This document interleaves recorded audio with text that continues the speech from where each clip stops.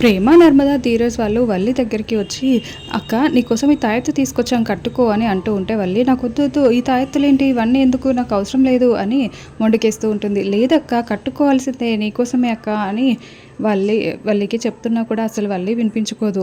ఇంకా అటుగా వెళ్తున్న చందు అది చూసి ఏంటి ఇక్కడ గొడవ అని అడుగుతూ ఉంటాడు. చూడండి బావా, వల్లి అక్క కోసం ఒక తాయెత్తు తీసుకుని వచ్చాము కట్టుకోనని మొండికేస్తుంది.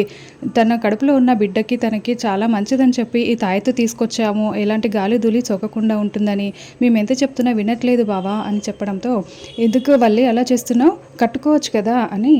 నీకోసమే కదా చెప్తున్నారు, మన బిడ్డ కోసమే కదా, మన బిడ్డ నువ్వు ఇద్దరు క్షేమంగా ఉంటారని చెప్తున్నా కూడా నువ్వు వినవేంటి అని చందు చెప్పడంతో, ఇంకా తప్పేదేం లేక వల్లి చేయి చాపుతుంది. ఇంకా తాయెత్తు కట్టడంతో వల్లి అలా చూస్తూ ఉండిపోతుంది. వీళ్ళు మళ్ళీ ఏం ప్లాన్ చేస్తున్నారా అనుకుంటూ ఉంటుంది.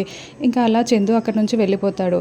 ఆ తర్వాత ధీరజ్ వచ్చేసి, అయ్యో వదిన మీకు ఒక విషయం చెప్పడం మర్చిపోయాను, ఈ తాయెత్తు కట్టుకున్న వాళ్ళు అస్సలు అబద్ధాలు ఆడకూడదు, మొత్తం నిజాలే మాట్లాడాలి, ఒక్క అబద్ధం చెప్పినా కూడా రక్తం కక్కుకొని చచ్చిపోతారు అని చెప్పడంతో ఇంకా వల్లి చాలా టెన్షన్ పడుతూ ఉంటుంది. ఇవి ముందే చెప్పాలి కదా, మీరు ఇలా ఎందుకు చేశారు అని అరుస్తూ ఉంటుంది. ఇంకా వల్లి అలా మాట్లాడుతూ ఉంటే ప్రేమ నర్మదా ధీరజ్ వాళ్ళు చాలా నవ్వుకుంటూ ఉంటారు.